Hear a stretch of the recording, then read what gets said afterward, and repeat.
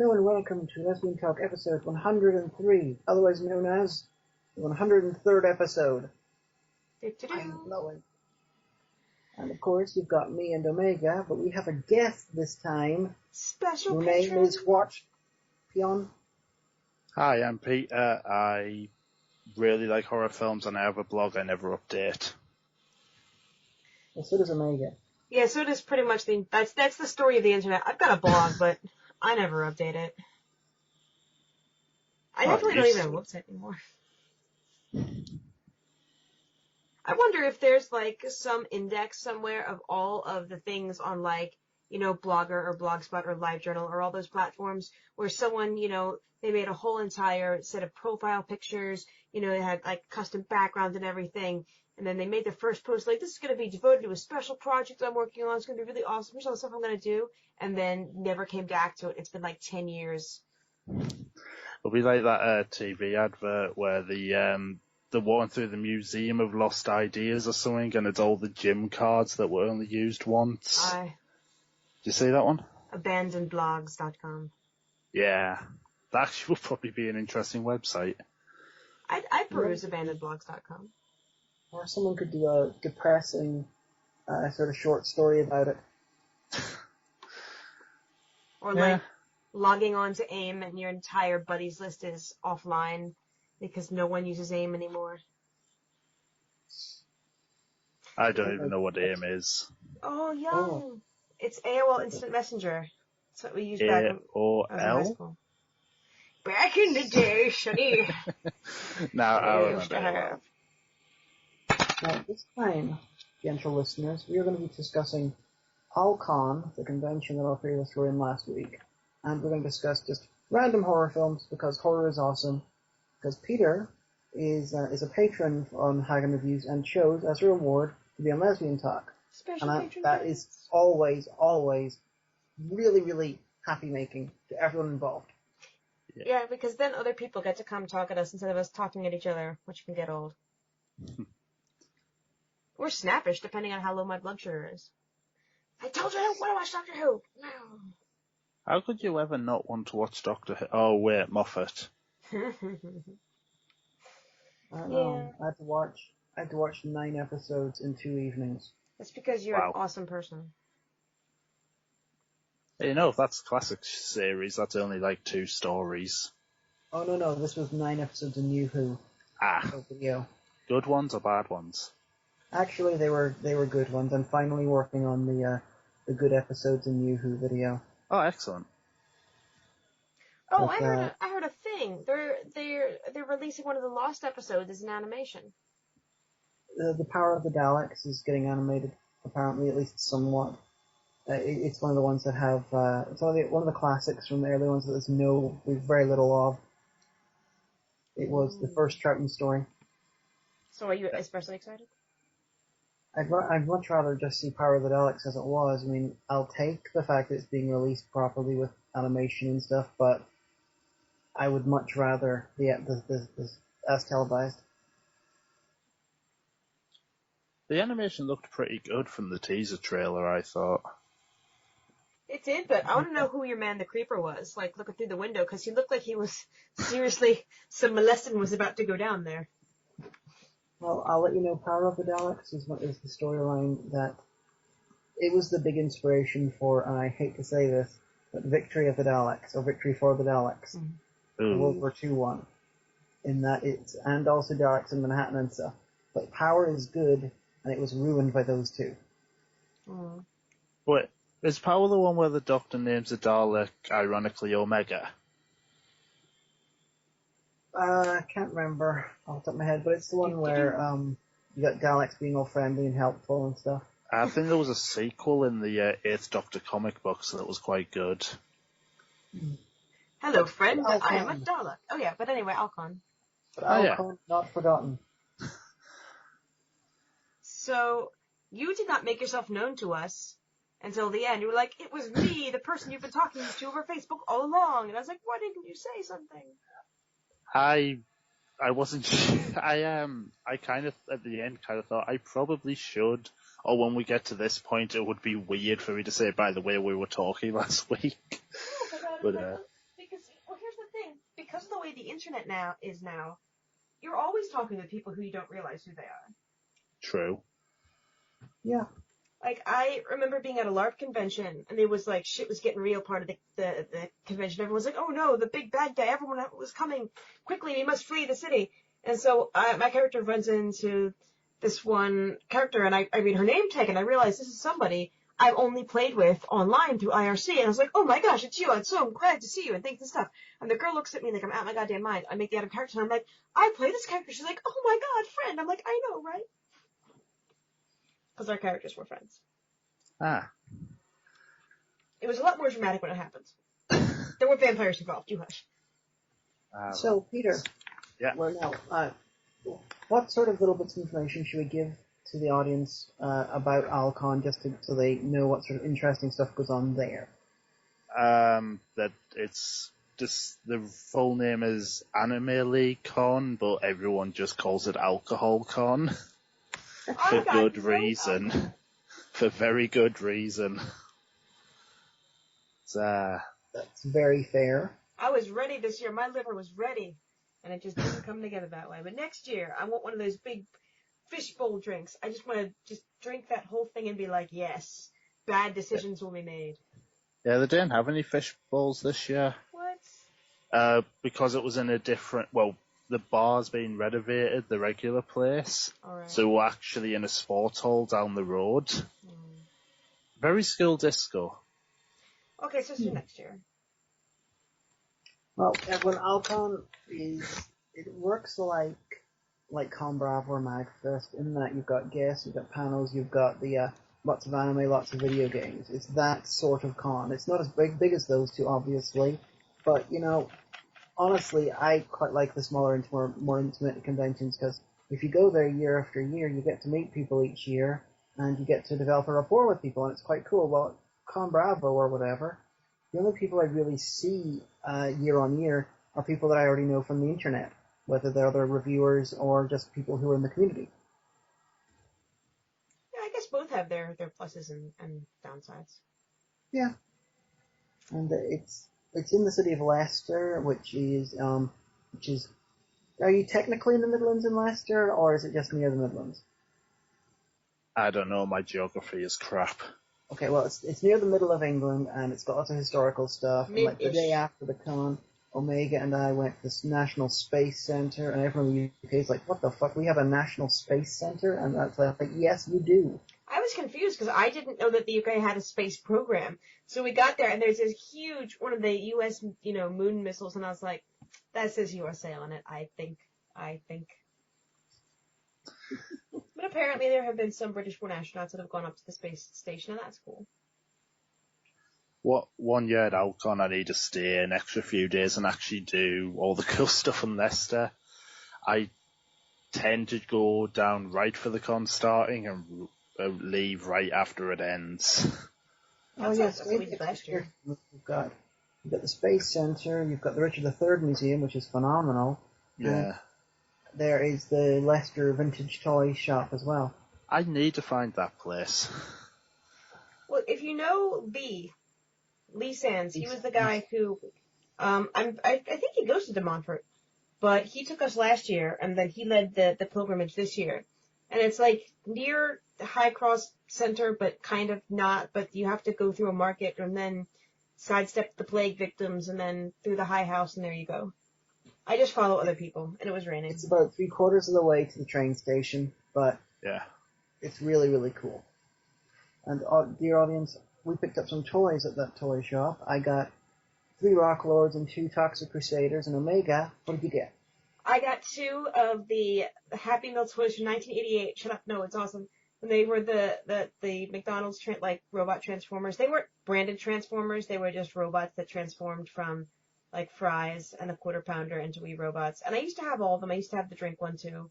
And I think my mom took them away. So I spent £8 to have them again. And at AlCon proper, Omega and I did some panels. We both appeared in the Channel Awesome panel, which was like 2 hours long. A lot less awkward than last year. And we also both appeared on the Cards Against Humanity panel, where Omega was the MC because she's brilliant at that. Nah, I'm just. And it was us two and Film Brain and Jessica Calvello and Damasco X were playing Cards Against Humanity with audience members some of which got prizes. Damasco X, who it turns out is like a really horrible person with all the answers he kept giving. I'm like, we thought you were just like, some mild-mannered English guy who was really into anime, but no. Apparently you're horrible. Do you remember the time I played Cards Against Humanity with Masako at a Comic-Con? I barely remember that because that was one in Galway, right? Yeah. I was so exhausted that weekend. Well, basically, Masako X got given the card, Blank, the story of the Blank, a new 4-part series from Channel 4, okay? The story of Blank. And so he came out with The Black Death. Oh, right. 4-part series from Channel 4 about the life and times of Martin Luther King Jr. Oh, wow, that's awful. I think that was so horrible, he tweeted that. I think I remember talking about that on social media. But I was not surprised. Go on. The last night of AlCon, I was with some people playing Cards Against Humanity. The longest I'd known any of them was an hour. And I only won one black card, and I was surprised until a couple hours after when I realised what joke I'd made. Because it was, the black card was, What is Heaven Full of? And I played the Jews. And, like, they all... we're the chosen people, goddammit. No, it's like a couple hours later, I just went, holy crap, I made a Holocaust joke. Like, I thought I was just getting rid of the card. Okay, so either a Holocaust joke or you were being true to Jewish theology. So yeah, you can look at it that way. Sure, Jewish theology quite a lot of the time doesn't believe in heaven. No, neither heaven nor hell. But yeah, so okay, maybe not that clever. But no, it was a good crack. I mean, Jessica Cabello was the guest, one of the two guests of honor. She was Brenta Floss. And come to find out that she had been a Barnes & Noble bookseller. And I was like, oh, friend. Because I love meeting fellow booksellers. But it was good. It was a good crack. The weather held out, with the exception of the one morning we got poured on. But yeah, so if you are in England, we definitely recommend you come and check out AlCon. I mean, there's a lot of other stuff going on. We were filming crossovers, so we didn't do a lot of it, but it's a lot about cosplaying, a lot of gaming going on, that kind of stuff. I actually ran a panel, like, first thing on the Sunday morning. Oh, which one was that? Yeah. They put it in the timetable as Asian movies to watch, but the full title was Cool Asian Movies You Should Totally Check Out, which I knew wouldn't fit in the timetable, but I thought they might have just shortened it to Cool Asian Movies, which might have sounded a bit more interesting than Asian movies to watch, but I got about 10, 15 people, so which isn't bad for really early on Sunday. Yeah, no, that's pretty good. Yeah. They asked me if I wanted to do a panel. I said, yeah, I want to do a panel, based on my YouTube series, that about, like, secretly educational children's television. They said, oh, that's grand. Oh, great. Okay, we'll do that. Then the schedule came out and it wasn't on there. That's a shame. Well, it's been a really long summer and I'm really tired, so I'm kind of okay with it, but I emailed the contact, I'm like, it wasn't on the thing. I'm okay with it, but I'd like to do it next year. I got no answer. I think they're embarrassed and hiding. Like they're hiding under the bed, they hope I'll go away eventually. Oh no. Maybe she's gonna email us again. You check the email. No, you check it. No, you. That's how I envision that going down, but. But is this your... Go on. No, there you go. So, like, have you been coming every year, or just the past few years, or like? This was my 6th. Wow. Yeah, it's been going every year since, for 6, and it's just gone better every year, I think. Well, up and down mostly, but I have more fun every year. I don't think I've ever been to a con the 6 times so far. There's a few I've done. I used to do every London MCM, and that's 2 a year. I did that for about 2-3 years, and then I didn't go for a while because of university. And my hometown has a convention, SunnyCon, that I've been to every single one because it's really easy and it's my hometown and it's really good. But, yeah. We over where I'm from, we had one anime convention done, and that was run by Teddy from my show, and he decided it was too much work to continue doing it. Who is your brother in real life? Teddy. Yes. Well, it's just weird, oh, so-and-so plays the minions, so, they're also related to you. Oh, yeah, that's true. Well, there's QCon in Belfast, but I've never, my supervisor and I were talking about that at work a few days ago, and he's like, yeah, I used to go for the crack. Basically, it's just, see your friends and get wasted, and then there you go. And I was like, well, my sister-in-law is really involved in running it, and one of these days I'm going to actually have to take the day off and go, but... Well, I've been to QCon a couple of times, and I guested once. There's not much in the way of big guests or a huge amount of panels. It's mainly play games and card games and whatever, and board games and stuff, and buy stuff. And the crack. It's not a con that's really designed for my sort of stuff. See, there needs to be more stuff in the Republic in the North. Get on that. Ireland. Well, there's several, it's just that they're not anywhere near us. Oh, yeah, probably right down in Dublin. Yeah, Dublin, Galway, Limerick, whatever. Or over in England or Scotland. I'll tell you what I'd like. I would love to have a sort of a local sort of horror con or something. Because as much fun as anime and video game conventions are, they're not areas I'm massively into, so I find it a bit hard to get 100% into the con. Good people and, it's fun and everything. But I would love to do a horror con, because then I'd be sort of rushing around, being all like, oh my god, I'm buying stuff. I've actually, that would be fun for me. There's a few horror conventions I've seen spring up. There's one actually just called HorrorCon that's just done its second year in Rotherham, which I don't think's that far from Leicester. But there's also a Birmingham HorrorCon early next year that I'm hoping to go to. Oh, well, when's that exactly?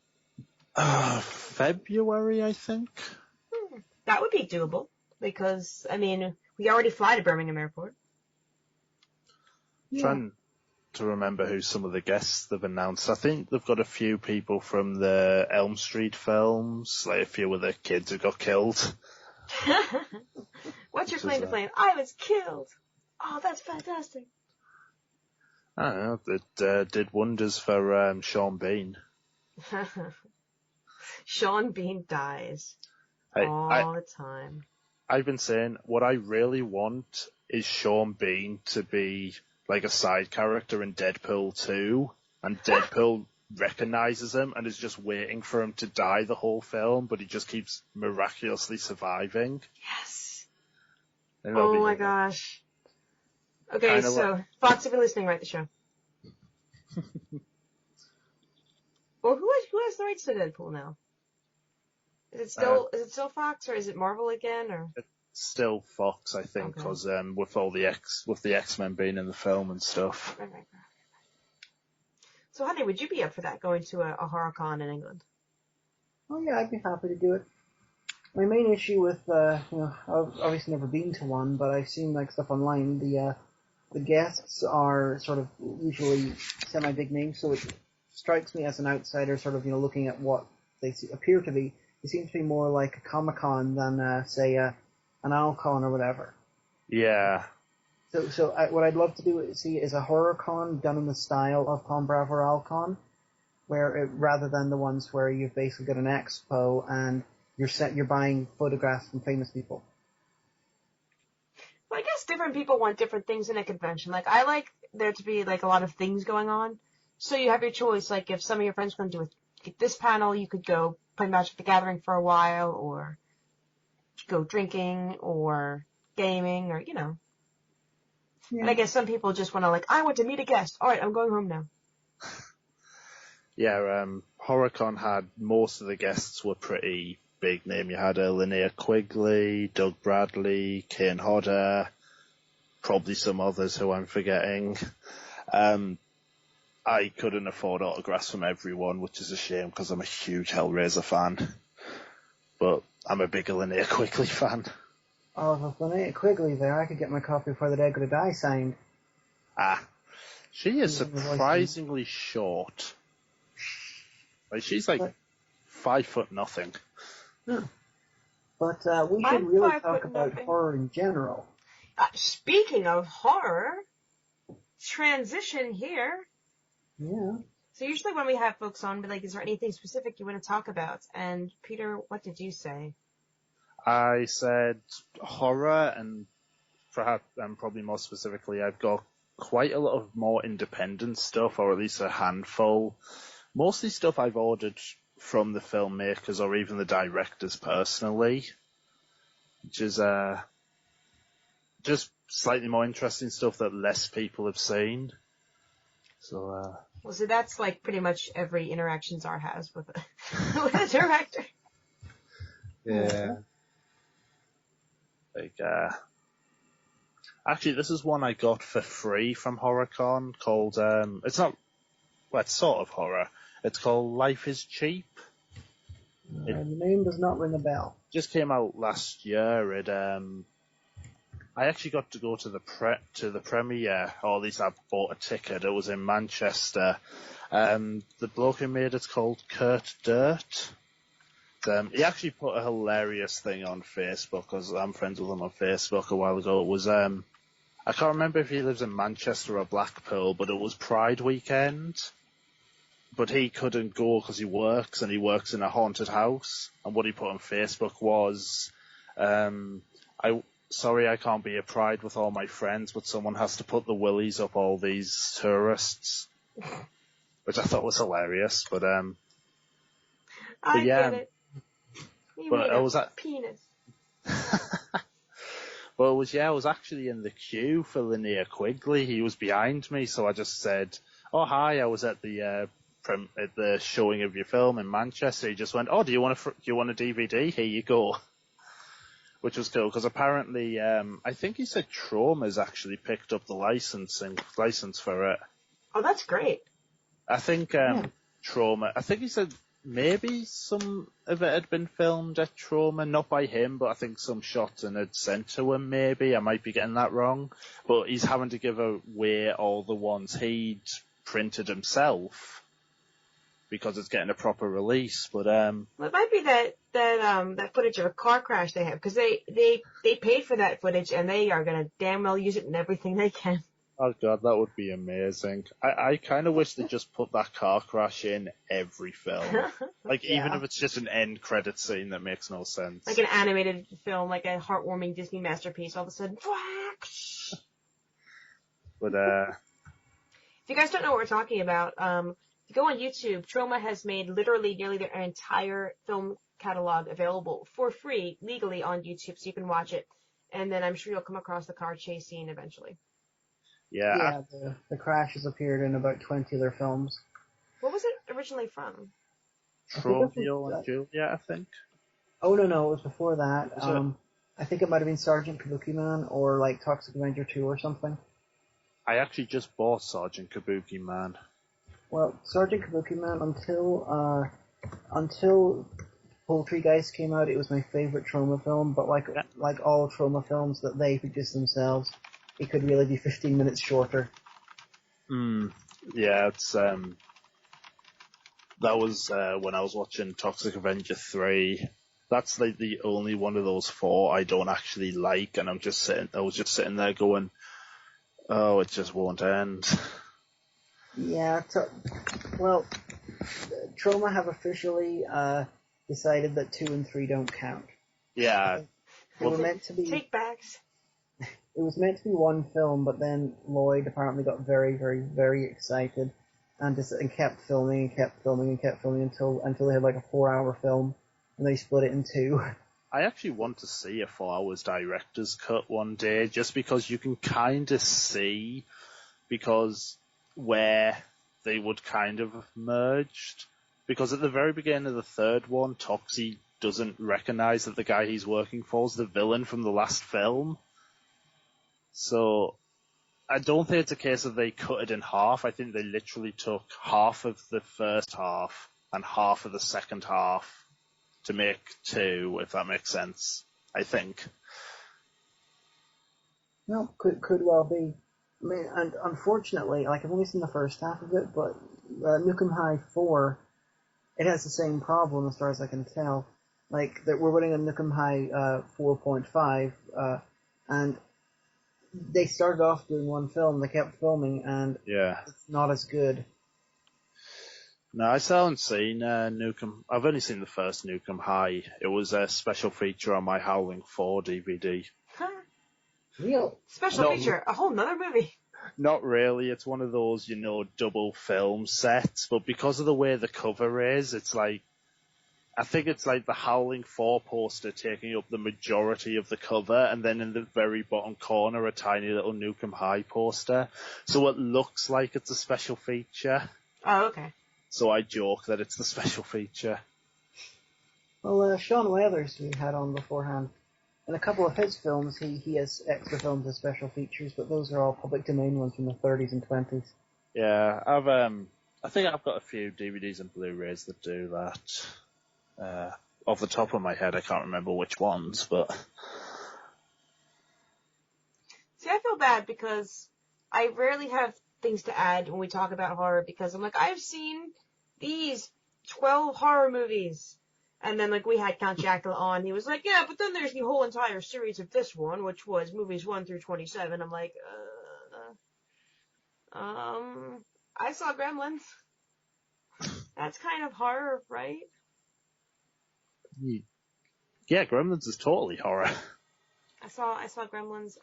Well, the thing is that I knew about Gremlins before I actually saw the movie, because when I was very young, I want to say I was 3 or 4, I had to have some rather extensive surgery at Children's Hospital, and it was just, I mean, I had to have stuff behind my eyes revised and looked at. And when I came to at home, my mom had got me a Gremlins stationery set, because it was Gizmo, not like any of the evil Gremlins. So I loved Gizmo even before I'd ever seen the movie. And I finally saw it like in 6th grade. And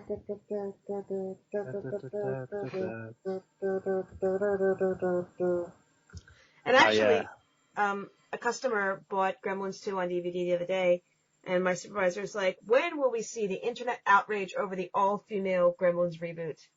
And I said, I don't think the Gremlins had gender or sex. I think they were kind of like amoebas. They had one that at least was supposed to be female, the second one that had long hair. They also had one that was meant to be male in the second one as well. So maybe the Gizmo types are reproduced asexually, but then once they turn into the evil Gremlins, and the evil Gremlins have gender and sex, so they can reproduce sexually. No, what happened was in Gremlins 2, Christopher Lee was doing all mad science, and some Gremlins got into his sort of mad science equipment. And I remember that part. Then they got spliced and everything, but... Yeah, but one of them ended up taking a lot of estrogen, another one took other stuff. One became like William F. Buckley, and the other one became sort of like a sex-up supermodel. And one became Batman. And another became electricity for some reason. I love Gremlins too. I need to watch it again. Yeah, I was just thinking I need to watch both of them, because it's been easily 15 years since I've seen either of them. But actually in a shop in town, Sunderland, where I live, they had a life-size model or statue of the female Gremlin that I was so tempted to buy, except it was expensive and I had nowhere to put it. Oh, that would have been so cool. Yeah. Well, today, earlier on, while doing some stuff, I have been watching The Evil Beneath Loch Ness. What? There's evil beneath Loch Ness? And make a guess how many characters in this film are not even just Scottish, but are British. And 2/3 the way through. I would say 0, knowing the kind of films you watch. 2. Almost everyone in this film is American, and admittedly most of the characters are like these researchers who are investigating Loch Ness, but not all of them. Random people just out in the loch, all American. And the 2 British characters, you've got an Australian putting on an English accent, I think, as supposed to be Scottish, and you've got an English guy pretending to be Scottish, but we're doing a Northern Irish accent. Well, at least they weren't all South African. It was like filmed at a pond that they're calling Loch Ness. The English guy trying to be Scottish, that's King Arthur from Merlin the Return. Oh, nice. God, Mario gets into everything, doesn't he, recently? But it's better than another Loch Ness Monster film I found before. I can't even remember what this one was called, but this film, it was called like Loch Ness Terror or something. But then, when you watch it, it's set in Canada. It's about like Ogopogo or something. There's another lake, there's a Canadian lake monster. It's about that, but they named it Loch Ness Terror because everyone's like, who fucking cares about lake monsters in Canada? Like, you fucking cunts. You got me. So, I guess at least they didn't try and tell you that Loch Ness was in Canada. Well, I'm beginning to wonder, with all the Americans, I'm beginning to wonder if they think Loch Ness is in Dakota. Probably. Some people probably actually do believe that. Like, if you do one of those, like, man-on-the-street kind of interviews, like, where's Loch Ness? Like, I'm sure a lot of people will say Scotland, but, like, some people might be like, Mississippi? And a good number of people will probably go, it doesn't exist. Yeah, that whole thing's a myth. What, you mean the monster or the lake? Yeah. Yeah, that one. See, I'm not that much of a stupid American anymore. I've been to Scotland. Never been to Loch Ness. So, Peter, here's a question. Yeah. So you mentioned that you're a fan of the Hellraiser movies. Now, I know that Hagan has very specific views on each one. Which ones would you say are good, and which ones would you say are bad? Choose wisely. I haven't seen the 9th one. Really? Yeah, I will eventually, but it's only recently I was able to see the last few. But I really like the first two. The third one, it's got its moments, I guess, but it's really, I just find it dull, and the new Cenobites are just crap. Okay, so far you're not being controversial. Four is sort of interesting. I like it better than 3, but it's almost like I kind of like the... didn't. Sorry? Like Alan Smithy. Come on, Alan Smithy has an amazing filmography. Yeah. Gosh. I almost wish my name was Alan Smithy so I could pretend that was my IMDb. But anyway, Hellraiser 4. I like the stuff set in the past, and I like the stuff set in the future, but I'm not sure it all works as a film together. Like, those may have worked as separate. I don't know. I enjoy 4. I have fun with 4, but it has a lot of faults, and they literally have this film had production problems written on the screen when it comes up directed by Alan Smithy. Yeah. But 5, whatever it was called. Inferno. Yeah, Inferno. I kind of like it, but not as a Hellraiser film. Like, I think as this detective and hell story, it kind of works, but then all of a sudden, then Pinhead's here for no reason. And although I kind of like the new Cenobites in it, like those two weird twins, like the really sexualized twins, Cenobites were sort of interesting, and they look more like Cenobites than the ones in 3, at least I thought. Yeah, the ones in 3 are especially the Hulk Hogan with a camera attached to his head. Yeah, they were terrible. It's the I think they called him Piston Heads, the one that does me, where he's literally got these pistons banging into his head so he can't stand up straight. And I'm just thinking, how is he going to be effective at anything, let alone torturing? Like, it's like torturing himself. You have made a poor choice in your torturing. But I actually have a theory about 5, if you're going to take it as continuity, which I don't think Clive Barker does, but you know how, like, Pinhead's deal is he's meant to go around Earth. Well, people open the box, he comes out, if they have the desire, he tortures them until they die and then takes them. Would you like to be tortured today? Even if they don't, yeah, they do it regardless. True, but in 5, for whatever reason, he's just messing around with the schmuck who's in hell, and it's like, Well, this seems different, and I've come up with the theory that because of all the crap he did in 3 by going rogue, he's been demoted, and is now having to torture people in hell instead of doing his regular puzzle box stuff. Well, that's a fair enough theory. I just thought it was funny when I watched this. I was like, oh, he got demoted. Although, actually, have you ever read any of the Hellraiser comics? No. I've read some of the recent ones. They're quite good. Clive Barker's sort of always had a hand in the comics.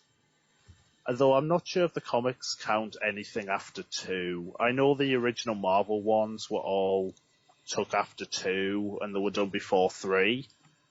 But the new ones, I'm not entirely sure, but I recommend them, so I won't give anything away. But there's some good stuff in the ones I've read. Anyway, 6. 6 was the one where Kirsty came back, wasn't it? Mm-hmm. Well, that was fine. 5 and 6. 5's good. 6 is okay. 6, I'm not entirely sure I like what they did to Kirsty. It's like, I feel like they should have shown, if they'd shown some more stuff, showing why she would go all psycho, maybe. Although I suppose your husband trying to kill you with the puzzle box might do it. But I think the biggest problem with 6 is it's the exact same twist as 5. So you see it coming a mile away. Especially if you're like me and you watch them both in one night. The next one, Deader. Yep. I didn't really mind Deader. Again, even the Hellraiser stuff kind of seemed to... it didn't fit, but it didn't feel like... it didn't feel as badly shoved in. Although I like the main character, I like the setting. I mean, that weird rave on a train was kind of interesting. The ending loses it a bit for me when Pinhead shows up properly and just like kills that entire room of people. But no, you fucked up. It's me. That's my impersonation. Yeah. And then I'm gonna show you Hellraiser at some point. I've never seen any of the films. Yeah, I really probably should. No, I just, I've been busy. You really should. 8. I like Lance Henriksen. It's kind of interesting to see young Henry Cavill get a blowjob. Yes, Superman's in 8. That's about it. That is, wow, if I went to a Hellraiser party, I would expect so much more than what they went to. That film makes no sense when you stop to think about it. I think that one was written not to be Hellraiser and just ended up as Hellraiser. None of those... that's the same for 5, 6, and 7 as well. None of them were written as Hellraiser films. At least with 5 and 6 it sort of works, but I think Hellworld work a lot less. Yeah. Apparently, Deader, I think it's, how much? 80% of the original script is still there, according to the screenwriter. At least, that's what I heard. Although, if you like Hellraiser, I'll recommend, this is actually a documentary straight to DVD that came out not too long ago.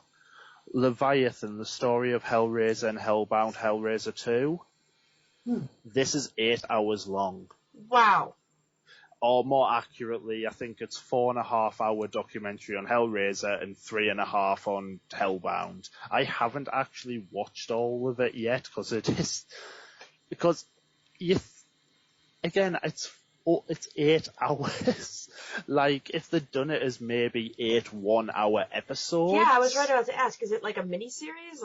No, it's one long thing. Like, every so often it comes up with a different subtitle. It's now we're talking about the cast or whatever. But yeah, it's just done as... It's on 2 discs, so all the Hellraiser 1 stuff is on 1 disc, etc. But, yeah, it's...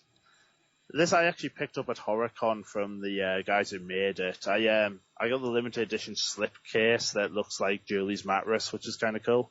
Although they're actually doing another documentary on Fright Night now, Fright Night 1 and 2. that's called You're So Cool, Brewster, and to promote it, they made all these little Peter Vincent action figures, so I picked one of those up because Peter Vincent's like one of my favourite characters of all time. That's See, I hadn't heard about that documentary. I must try to get a copy of that, because I do like the Hellraiser film. But I'm really still sad that you haven't seen 9. I mean, I want to. It's I just need to get a DVD at some point, because it's only recently I got the I actually ordered it from America, the Hellraiser collection, which is 3 till 8. So. But the Hellraiser 9, it gets a bad rap from people because it doesn't have Doug Bradley, and that's fair enough. I mean, the guy, the replacement Doug Pinhead, is absolutely terrible. Yeah. And you can tell that, but the great thing about 9, everyone involved in it, except for the people who were casting Pinhead and the studio, everyone else gave a shit. Yeah. Everyone else is trying their best to make a good Hellraiser film, and it's the best Hellraiser since 5. It's probably because it was written as a Hellraiser film, so it has at least an advantage over half of them. True. It's, yeah. Actually, speaking of Hellraiser, I've recently, I'm only maybe 100 pages in, but I've started reading the Scarlet Gospels.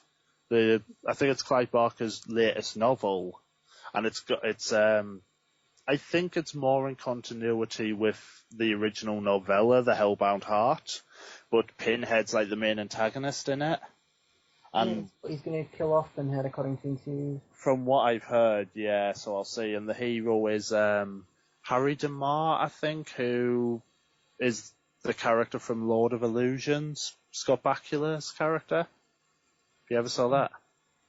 I saw Lord of Illusions, but probably literally almost 20 years ago. Barker had, I want to say last spring, had a new book out called Scarlet Gospel, because it's just come out now in little paperback. We have it at the shop, but I haven't read it. That's the book I was just talking about. Oh, okay, I wasn't sure if it was the same thing. And I want to be like, is this true?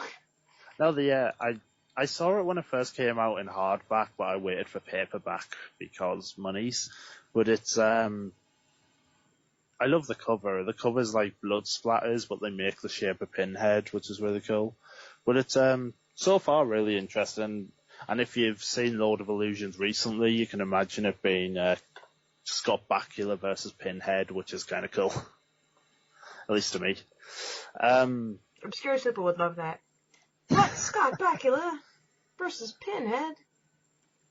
Yeah, actually, Harry DeMar is also a character in the Hellraiser comics I'm reading, so, like, I think all of Clive Barker's stuff is technically in continuity. In a way, Well, Peter, random question. Have you ever seen Gorehounds on YouTube? Actually, just the last couple of weeks, because you mentioned it on the last episode of Lesbian Talk you guys uploaded, and I just heard the words Hellraiser retrospective, so I basically watched his entire retrospective before leaving for AlCon. Oh, cool. Yeah, he went to AlCon. He was only there till early on the Saturday. He had to rush off, but he and I did we filmed a crossover for Necromentia, which is basically redneck version of Hellraiser. Nice. And, why do you keep calling it redneck? Because I got no southernness or like that much of it from at all. Explain yourself. I think it's a very fair description. I'm not the only one who's called it that. Okay. Well, fine. Yeah, that was a pretty okay horror movie. I am looking forward to that, because I think you mentioned that as well, that you were doing that. I kind of wish I'd gotten to see him at AlCon, but I don't think I ever saw him when I was wandering around. Yeah, it's basically what happened was he was going to have to leave early anyway, because his regular job is acting, and they're preparing for a show up in Glasgow. But then he was called away even earlier because of stuff that was happening there. So he said next year, basically, he's going to book the time off before coming. Cool. Yeah, because you were right. He really is like a Scottish Happy Kyle. Yeah. Anyway, should I go through some of the other Oddity DVDs I have here? Oh, yeah. Sure. It's like Tess Hagan. What has she seen? What has she not seen? I'm sure you have heard of the ABCs of Death. Mm-hmm. Have you ever I haven't seen the ABCs of Death, but I've seen part of the second one because it was done by the guys who did Astron 6. Yeah. So I've got to see this Astron 6 thing. Their ABCs of Death, to me, they work better as individual short films than as a whole. Because the problem with giving everyone carte blanche is tone is all over the place, so you can get a really funny short horror comedy right after something really depressing, and you're just like, I don't want to laugh. I just watched a kitten die and stuff. But no, this one's interesting. It's the ABC's Soup of Death Rejects 3. Soup of Death. Yeah, the ABC Soup of Death Rejects 3. Basically, each ABC's Death film, 25 letters were given to different filmmakers. One letter was a competition, and anyone could enter. And then the public would vote on which one made it into the actual film. 6 people who entered the competition for the second film claim they were apparently accused of cheating, or doing something to get more votes. So, and I found no information supporting this other than from the 6 directors. So, I don't know. But what they did, they pulled their entries from the competition, filmed a bunch more shorts, and basically made their own knockoff ABCs of Death. And the thing is, this one kind of works in the fact that since it's only 6 directors, it doesn't have any problems with tone. But there's some great things to do in it. Like ABCs of Death, all the shorts are about 5 minutes. This one, some of them are literally 30 seconds. There's one, you just see a building, then it blows up, and then it comes up on screen, C is for C4. And that's the entire How not to be seen. It's but this one's interesting because I got this when it came out. The bloke who made it, Ryan Maeder, has a few other films, but on his website, the way it was set up, you click on one and it takes you to fill out your card details, your etc. etc. The thing is, there was no add to basket option, so I could only order them one at a time, but because postage to UK, because they're American, would have really added up. So I got in touch with him on Facebook and said, is there any way to do a group order? He said, yeah, no problem, I'll throw in a third one for free. That ain't bad. Which was really good. So I also have, these are the ones I got. This one, Invaluable, which is a documentary all about the bloke who did the made the Necronomicon from the first Evil Dead and did some of the effects. Oh, okay. Tom Sullivan.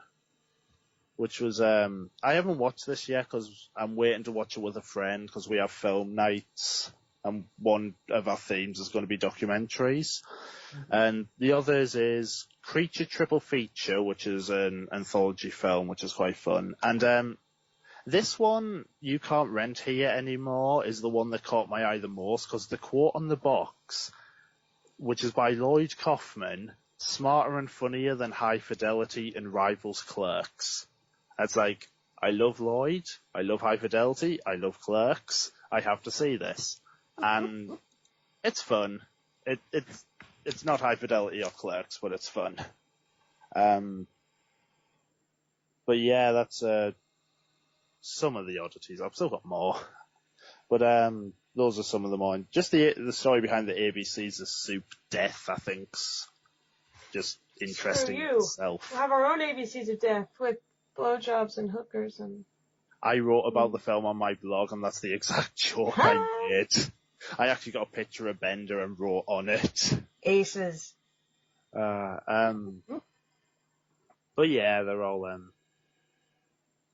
So, which do you like better? Schlock horror? Or absolutely serious, serious mum kind of horror, like The Orphanage or something like that? Probably 8 out of 10 times I'll go for schlock. I prefer schlock a lot more, but I do enjoy the more serious stuff.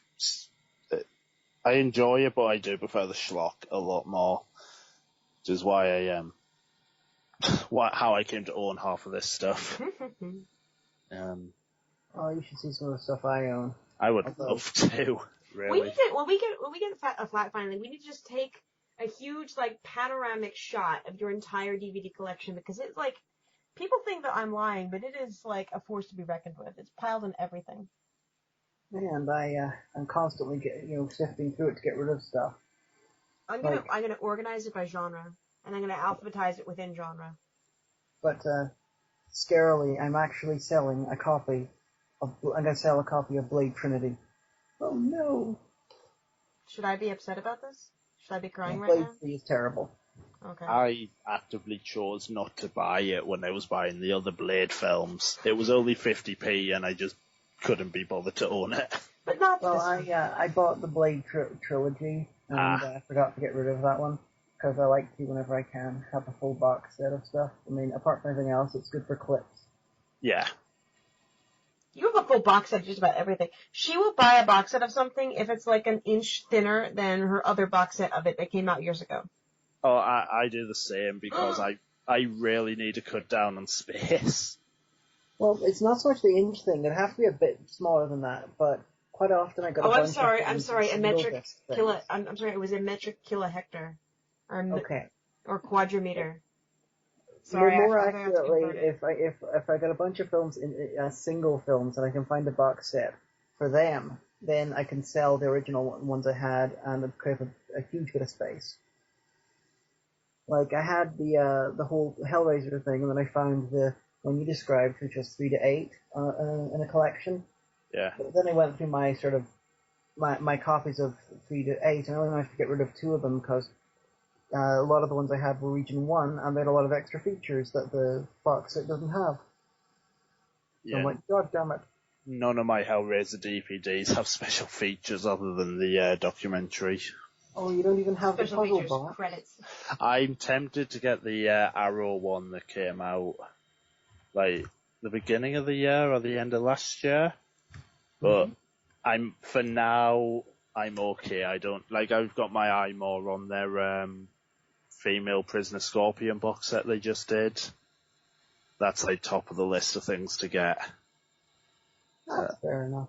But well, I just found out that Dublin this year had a HorrorCon. Yeah? Yeah, in February. If they have that again next year, that would be good for us to go to, honey. Oh, yeah. Well, we were in Dublin in March. That was too late. Well, I'd look into that. That would be both horror and travelling to somewhere I've never been. Dublin's good crack. It could be a bit pricey, depending on the pound versus the euro. But I mean, we had fun when we went, and it was just an overnight, so we could see a lawyer. So. Although we also had the Birmingham one, Birmingham HorrorCon stuff, and it's only one day as far as I can tell, but we would still have to stay overnight because we would have to be back at the airport literally we would only get about 2 hours in the convention probably. Well, I'm sure there's a travel lodge. Oh, there's several, but we'd have to get one probably in the centre of Birmingham, which would cost about 70 quid. Oh. Yeah. Well, we'll think of something. I think I might have already booked my hotel for Birmingham HorrorCon. I can't remember. I'm terrible. You're so excited, like, I've had it booked for years. How was it possible? Booked for years. I book hotels because whenever I book them, it's always you can cancel for no cost up till a week before. Oh, okay, yeah, fair point. So I basically have all my hotels for every con I'm planning on doing for the next year. Actually, that does make a lot of sense. Yeah, I tend to book, because I can cancel whenever I want, I tend to book like a load of extra, because there's always that friend who at the last minute goes, can I come? And you're like, oh, why? Yeah, you can sleep in the bathtub. Oh, we've done that before. Or shower. 5 people in a 2-person hotel room for London MCM. I once was at a LARP convention, and we had been up drinking, and then I was like still trying to sober up, and they were low on overnight security people, so I did an overnight security shift. I came back, and like the guy that I was sharing the bed with was like literally splayed out, spread eagle all over the bed. And I was like, no. So I like made a wee nest between the bed and the wall, and I curled up in blankets there. Oh dear. Yeah, well. That's the cam life for you.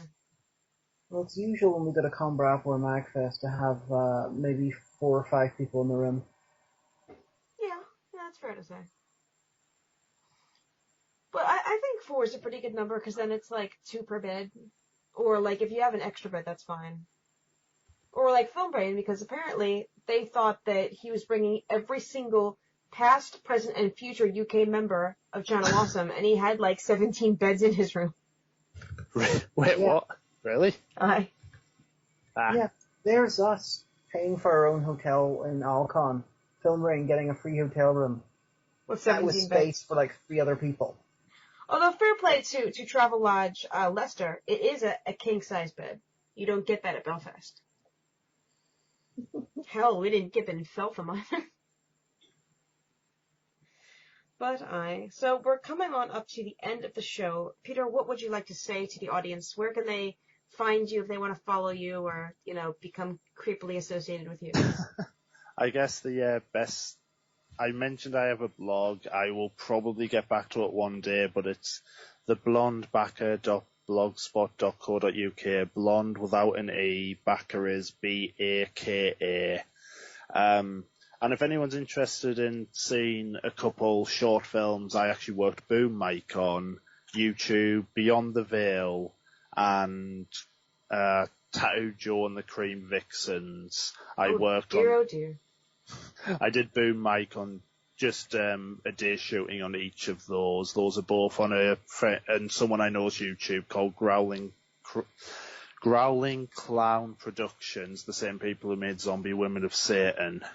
I believe I've seen, I think I've seen Zombie Women of Satan.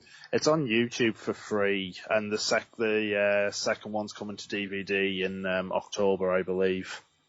Now, is it Zombie Women of Satan 2 or more Zombie Women of Satan?